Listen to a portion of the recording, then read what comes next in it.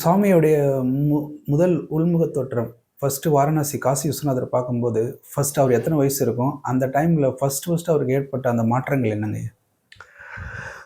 உள்முக மாற்றம் ஏற்பட்டது வந்து அப்ப இல்ல. அதுக்கு முந்தி ஏற்பட்டுச்சு என்னைக்கு வந்து ஒரு குருவினுடைய மரணம் தன் கையால ஏற்பட்டுச்சோ, அதுவும் தற்செயலா ஏற்பட்ட ஒரு விபத்து அது. அந்த விபத்து ஏற்பட்டதிலிருந்தே அவருக்குள்ள ஒரு மாற்றம், உள்முக மாற்றம் ஏற்பட்டுச்சு. சாவுனா என்னன்னு திங்க் பண்ணார். அதுவரைக்கும் தான் கயிற விளையாட்டா வீசும்போது, அந்த பறவை மேல பட்டு அந்த பறவை சாகறதுக்கு முந்தி, அந்த பறவை அவ்வளோ க்யூட்டா அவர பார்த்துக்கிட்டே இருந்தது. அந்த எது பார்த்தது, எது அவ்வளோ அழகா தோற்றம் அளிச்சது, எது வந்து அதுக்கு பறக்கக்கூடிய சக்தியை குடுத்தது, அதெல்லாம் இப்ப எங்கேங்கிற கேள்வி அவருக்கு வந்தது. ஒரு டெத் எக்ஸ்பீரியன்ஸ எப்படி ரமணர் வந்து தனக்கே டெத் எக்ஸ்பீரியன்ஸ் வந்தத வந்து அனுபவிச்சாரோ, அதுல வந்து அவருக்கு ஒரு உத்வேகம் பிறந்ததோ, அதே மாதிரி சுவாமிக்கு அந்த குருவினுடைய மரணம் வந்து உத்வேகத்தை கொடுத்தது.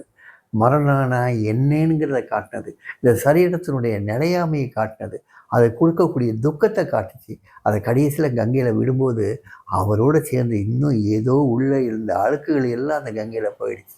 அதுக்கப்புறம் அவர் உள்ள நிறைஞ்சது பூரா வந்து ஆண்டவன் தான்.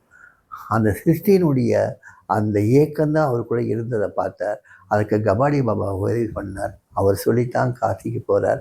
காசியில் தான் எதுக்காக இந்த உலகத்துக்கு வந்திருக்கோங்கிறத வந்து அவர் வந்து கேட்குறாருங்க. என்னுடைய மிஷன் என்ன, என்னுடைய நோக்கம் என்ன, என்னுடைய வாழ்வின் நோக்கம் என்னன்னு காட்டும்போது ஏதோ மங்களா தெரியுது.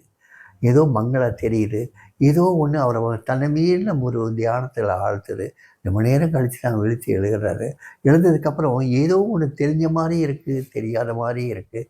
ஆனால் அந்த மயக்கத்திலேயே வரார். சாரநாத் போகிறார். அங்கே புத்த உபதேசம் பண்ணக்கூடிய இடத்தெல்லாம் பார்க்குறார்.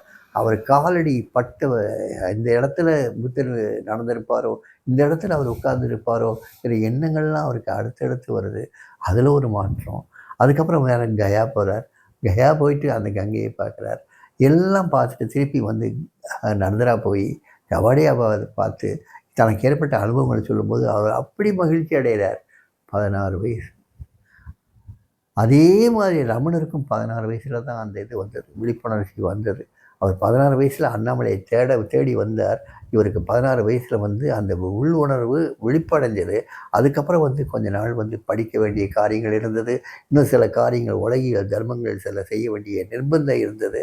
அதெல்லாம் முடிச்சுட்டு அதுக்கப்புறம் தான் குருவை தேடி பெறப்படுறார்.